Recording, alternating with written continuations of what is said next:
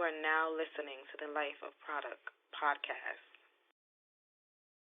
Yeah, what up, man? It's the boy Product. You're now locked into the Life of Product Podcast. Welcome back. This is the first episode of February. It's Black History Month. You already know what the vibes is like, you know what I'm saying? Bong, bong, we on deck. Shouts out to the Cuzzo, man. He called in for episode 117. We did Two Cousins Part 8. Yo, you better hop on a flight, dog, and come down here next month. You gonna call in for the show this month? I need you to hop on the flight. Flex out here for March or April. I'm gonna give you a 30-day extension. We need to rock out. You know what I'm saying? Before I get into the show, I hate when I have to do these, man. But you know I love my peoples. I got to give a big RIP to Big Harry, man. Shouts out to Big Harry. Blessings to him. Blessings to his family. I just got word that Big Harry passed away recently. Lincoln Terrace legend, best Crown Heights, Brooklyn legend. The family, you know, blessings to the family, man. You know, rest in peace to Little Harry. Little Harry passed away actually this time 4 years ago, right around when COVID first started, man. So blessings to the family. May they stay strong. And these are hard times for them. These are hard times for a lot of people right now. A lot of people are going through it right now. And you guys have my deepest condolences. This is episode 118. 2024 is starting out a little crazy.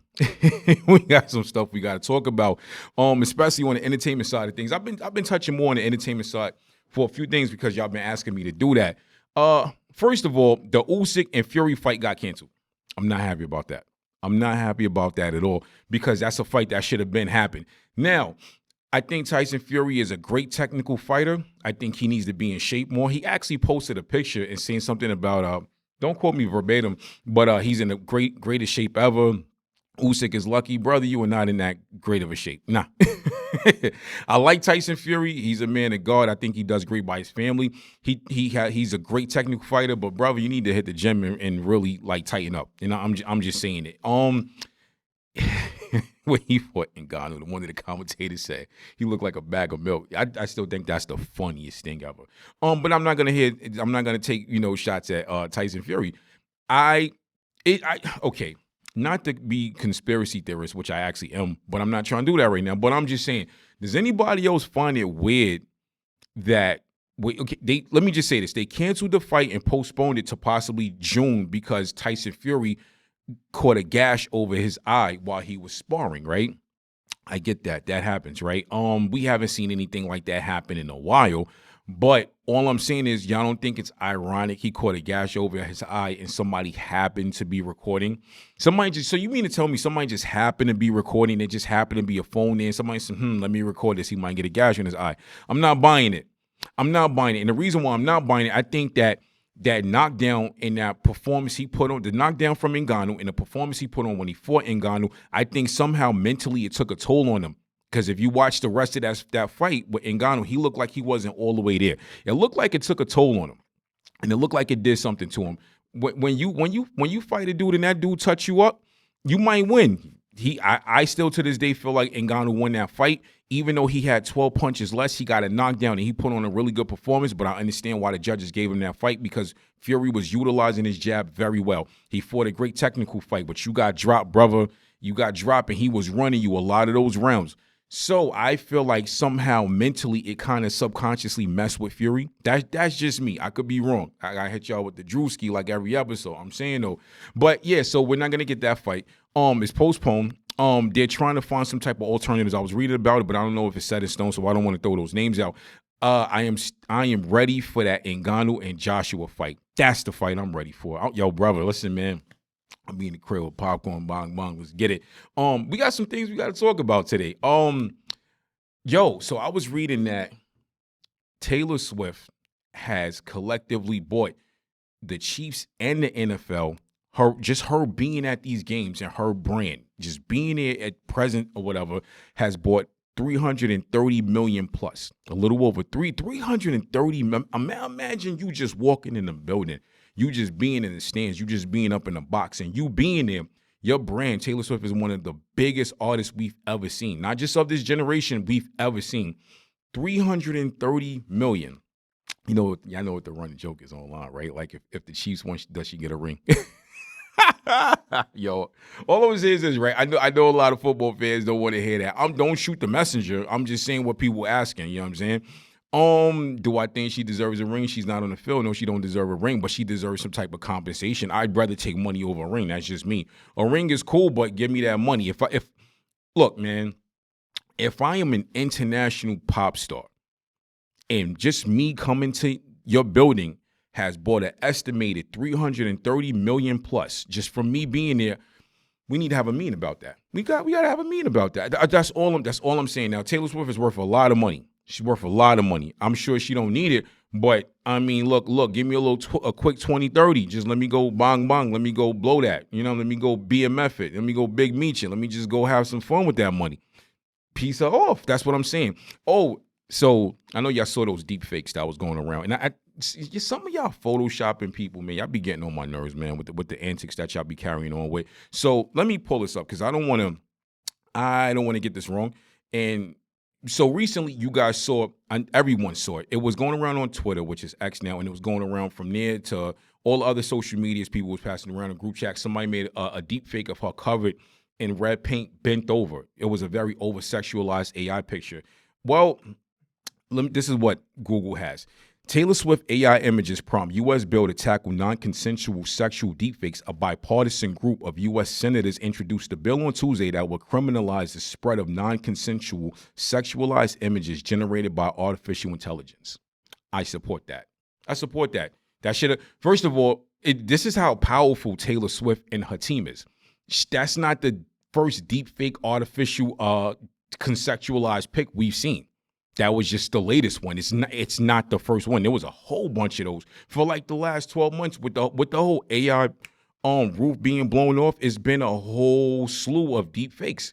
We was getting deep fakes years ago when the internet first hit back in the late 90s and the early 2000s.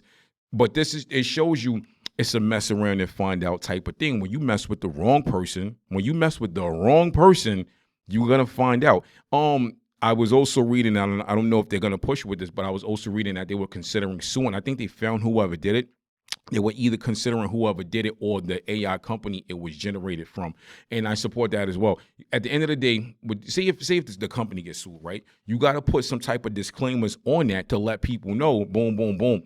Also, I think these social media sites need to start being held accountable for the stuff that gets posted on their site. So you guys heard about, I don't know if you guys heard about it, TikTok and Universal have a big lawsuit now. They're already starting to remove the music from TikTok that Universal owns or whatever. Universal said they don't really care because they only accounted, I think in 2023, 1% of their revenue. Well, that 1% of their revenue was over 100 million. Go figure. So now, and I noticed a couple of videos I got on TikTok, the music has been removed already. So if these social media sites can remove music and certain things, why can't y'all start removing these pictures that get posted of people? And I think it needs to go deeper than deep fake pornography. I think it needs to go all the way to over-sexualized captions with little kids on it and things like that. The AI photos that y'all have of these celebrities, because y'all aware, y'all got this weird, just this weird stand type energy of celebrities. You know what I'm saying? This has been a weird week. It's been weird. The Vince McMahon stuff is weird. Vince McMahon is being sued of, I guess, sexual misconduct, human trafficking. The woman that sued him said that he was human trafficking her amongst the company, basically passing her around and things like that. There were text messages that hit the internet. And from reading these text messages, I highly feel like Vince McMahon wrote a lot of those WWF scripts on his own. Vince McMahon really missed his calling in life. Vince McMahon, this dude could have been like an erotica author. I feel so weird saying that. He could have been writing erotica back in the 90s and early 2000s, and he could have really been writing under like a false name or a false pretense, and he could have been winning off of that. Fam, like, look, man, this is all I'm saying. Here's an excerpt from the text, and I'm not going to read all of it, the text that he sent the girl. You need your panties ripped off and 3 big black D's in all 3 holes at the same time. He has a weird obsession with big black penises. So you can't tell me he didn't write those WWF scripts that he had Pusha T saying the N-word and wearing do-rags. He was wearing do-rags. So subconsciously, deep down inside, I feel like Vince McMahon like wanted to be a black dude at some point. You know what I'm saying? It makes sense because he was signing black wrestlers and wrestlers from other nationalities. G is the Boy Product, Life of Product Podcast, episode 118. We will be right back with the second segment of the show. Yeah, what up, man? It's the Boy Product. We're now back with the Life of Product Podcast. This is episode 118. If you need sponsorships, interviews, or advertising, it is lifeofproduct@gmail.com. That is PRODUK, or Korporate.Ent @gmail.com. That is corporate with a K. The last part of the show was talking about Vince McMahon. I'm telling you, Vince McMahon really missed his calling in life. He could have been like a crazy erotica writer and writing softcore porn books on the low and not had to deal with none of that stuff. But this is what before I get into the show today, this is one thing I want to say, right? When you are a man of influence, and I'm talking to the men, when you are a man of influence, you have to understand that as a superpower. When you are a man of influence, that is a superpower. So the things you need to do, you need to understand to remain humble and to not abuse it. Because superpowers come with great responsibility. You know what I'm saying? And I'm not trying to quote Uncle Ben from Spider-Man, but it does. So you need to remain humble. You need to learn discipline. You need willpower, because if not, you are going to just operate every day and think you are untouchable, and then your train is going to crash. That's what's going to happen. And that's kind of what's happening to him. And we've been seeing that happen recently from a lot of other rich, powerful men. Their trains are crashing. They're coming down. You have done these women dirty. Women have been raped, sexually abused, human trafficked, embarrassed, all kind of stuff, and they are coming to pay, and they are owed every cent that y'all owe them for the things that y'all have done to them. Pay up with interest. Gia, today's episode 118. Episode 118 is titled "Suffer in Silence." Suffer in silence. I kind of want to, shift gears. We talked about entertainment on the first part of the show, but I kind of want to shift gears and get a little serious about this today. I'm a Gemini, right? And they say Geminis have two sides. I don't really have two sides. I'm not a two-faced person, but I do look at things from two perspectives. And this is something I learned to start doing early on in life. And by me doing that, it has saved me from getting in a lot of trouble. Looking at things from two different perspectives has stopped me from getting into very bad situations. Or on the flip side, it has also helped me help people. It's allowed me to help people and give them the best advice possible. I have, and I'm not trying to toot my own horn, but I've helped change lives with really good advice from whether it was family members, friends. I've spoken to random people and had the opportunity to, after we exchanged like social media, follow up with them, and they were doing really better in life. So I look at things from two perspectives when it comes to this suffering silence.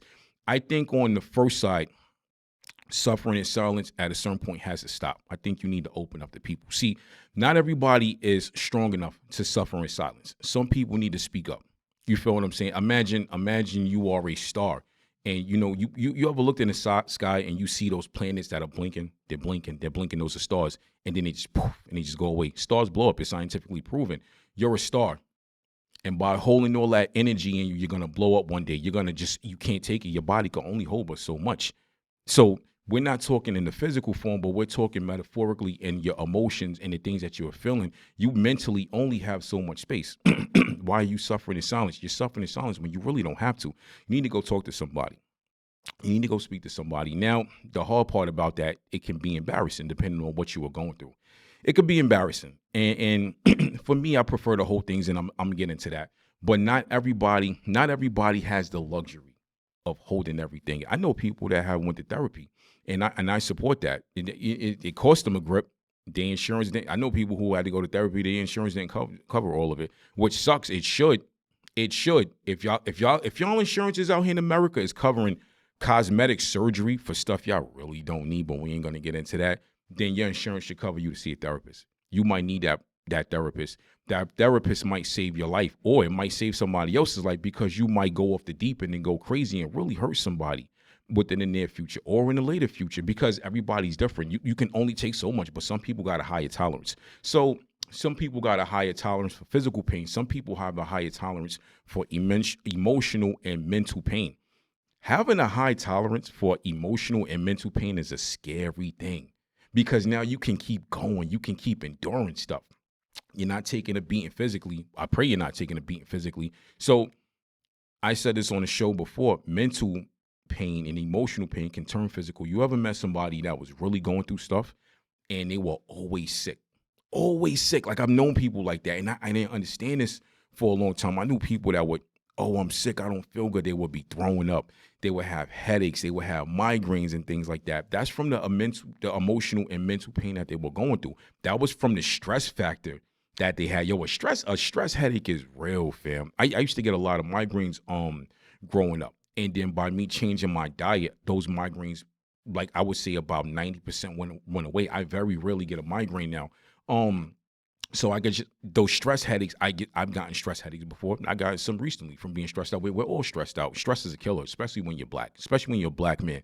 You know what I'm saying? You be out here looking like Red Fox. I don't want to be like that. I don't want none of y'all to be like that.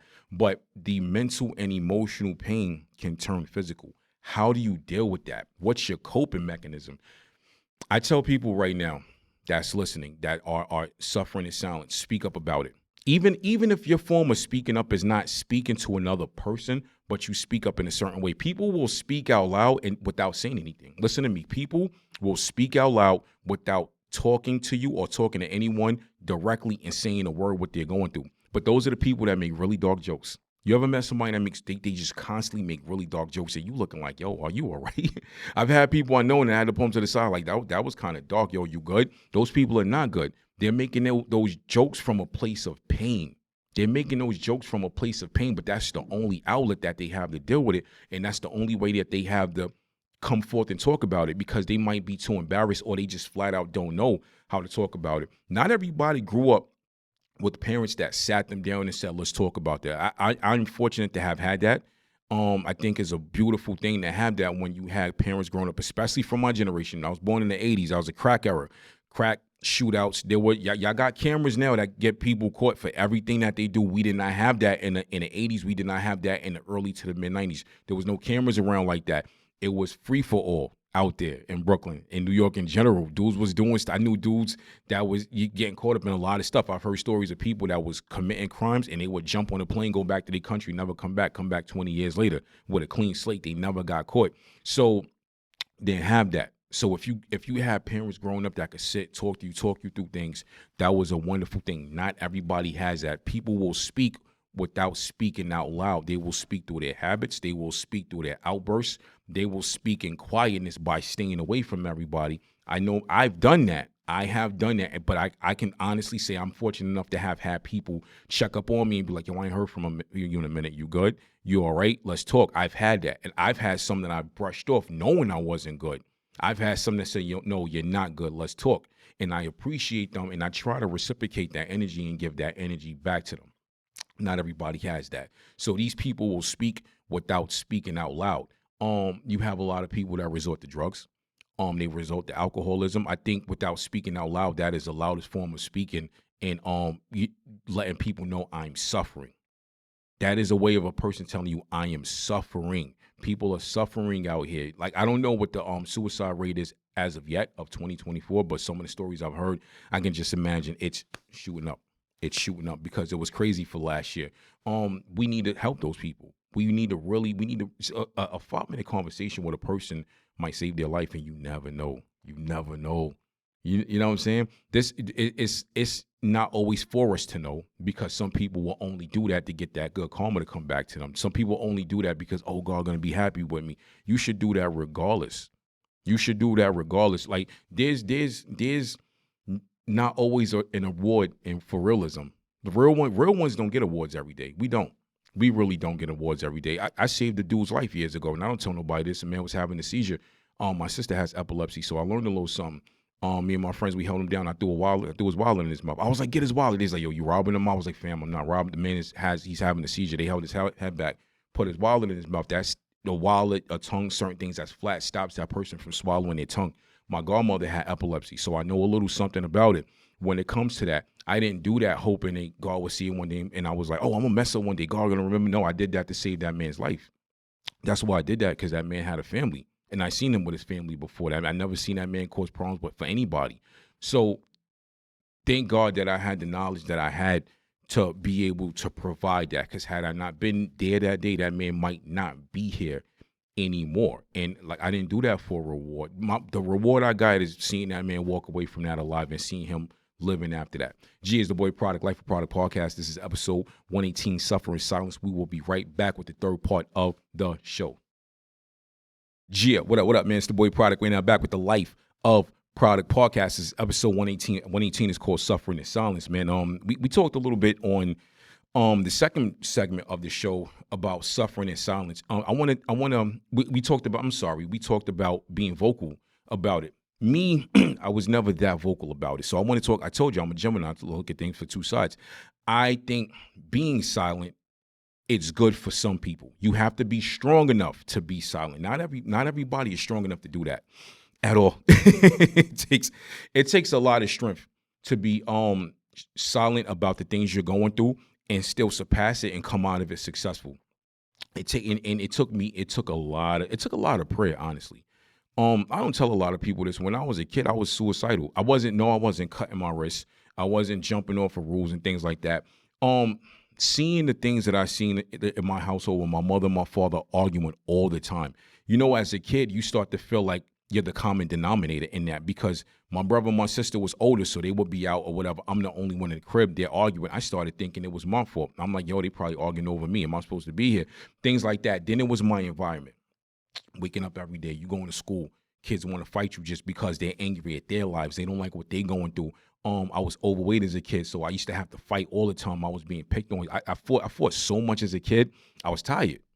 I was like, yo, this is an everyday thing. Like mind you, there's kids I fought growing up. I hurt really bad, and I'm only human. I felt bad a couple times about that, and all of that stuff kind of took a toll on me mentally. So yeah, at one point I wanted to end it when I was a kid, and I would push it off. I remember running in the kitchen one time, and I grabbed a knife and I put it to my wrist. I was like, yo, this might be the most painless way to go out. I was like, I can't take this no more. And then my mother and my father had just finished arguing, and no, they were still arguing. And during the middle of that argument, and they don't know that to this day, yeah, I ran in there and I put a knife to my wrist. And from seeing these things that I've seen, also being poor growing up, we grew up with rats and roaches in the crib, things like that. You know, I'm seeing things as a child. And I'm hearing arguments about money. I'm hearing arguments about that. These are things that you should not be seeing as a child. Then you go into school, kids could smell the poor on you. They could smell the poor on you. You know what I'm saying? So they're making poor jokes, things like that. I think that society contributes to the downfall of a lot of people. And the people that do that pick on people, the people that laugh at people, the people that physically hurt people, they go to sleep and sleep comfortable at night. While these people who have been hurt just go to bed in tears. They're crying. You are now vulnerable. Vulnerability is my enemy, and I don't accept that in my life. This is why I prefer to keep silent and suffer in silence with anything I'm going through. And it's between me and God. For me to be vocal about certain things about how I feel, I gotta really rock with you. I don't care if we're friends. I don't care if we're family. I gotta really rock with you. Because, like I said, I don't accept vulnerability. I've always felt, and I still feel like to this day, once I open up about something or certain things, I'm becoming vulnerable now. Now you have something on me, and I know that might sound a little crazy. I've done a lot of growing in life. I've grown as a man. I'm not perfect. I still got growing to do. So if I don't want to be open and vocal about certain things, it is what it is. It is what it is. I've had females I've dated, and they've been very vocal about stuff, and they've said things like, oh, we're always talking to me. Why don't we ever talk about you? You know what you need to know. I'm open enough to where you know who I am. I'm not always open about my emotions because I don't like giving people ammo against me. If I go to you and I tell you how I'm feeling today and I'm being vocal about that, there are people that as soon as you hang that phone up, they're going to pick that phone right back up. Yo, guess what such and such just went through? Don't do that. Now you're disrespecting me. If I was vocal about you and what I told you, what I'm going through, and whether I know or not, and you pick the phone up and you call this person, that person, I can't rock with you no more. There are people that have confided in me with things I'm taking to the grave. I'm not telling nobody because it's not for me to tell. That's their life, that's their energy, that's their emotions, that's their mental state, that is their vulnerability. Only me, them, and God need to know about that. And I stand by that, and I'm going to stand on that till the day I die. That's just me. Not everybody's like that. Not everybody's like that. And then two, one of the reasons I'm closed off when it comes to saying how I feel. With certain, I've gotten better. I've gotten better with saying how I feel. But the reason why I prefer to suffer in silence, it's hard to talk about things. It's really hard to talk about because now if I worked for months to get past a certain situation that really upset me, if this is January, this is February, and something bothered me last year, and I worked since last year, I worked hard for almost a year now to get past it. Now I got to reopen Pandora's box. I got to rehash that. I don't want to do that. I prefer to suffer in silence. I've even said, from talking to friends that went to therapy and things like that, I would love to do therapy at one point. It's going to have to be specific for certain stuff I can't really shake on my own. I don't believe that I should sit here and spend thousands of dollars to talk about certain stuff when I can't go back to the past and change it. I can't make this person feel like this, how they feel. Now I can't change their mind. So why should I spend $10, $12, $15,000 over a course of how many sessions to sit down with a therapist to talk about certain things? Now, at a certain point, I just may sit down with a therapist, but it's going to have to be for things that I cannot get off my back. If you can't get that monkey off your back, yes, then go do it. I highly encourage y'all to go do it. I feel like suffering in silence is a form of protection if you are strong enough to do that. If you're strong enough to suffer in silence and keep it to yourself, but bottle it up and use it as a positive space and positive energy, that is a great thing. When I'm upset, when I'm really, really upset, I'm stressed. My stress is different from everybody. It turns into anger. Now, I'm not kicking walls. I'm not throwing chairs through glass windows. I'm not doing that. My anger fuels my work ethic. So when I'm mad, I'm mad. I might be feeling like the Hulk inside. You know what I'm saying? When I was a kid, I used to get so mad my eyes would turn red, and it's a whole different story.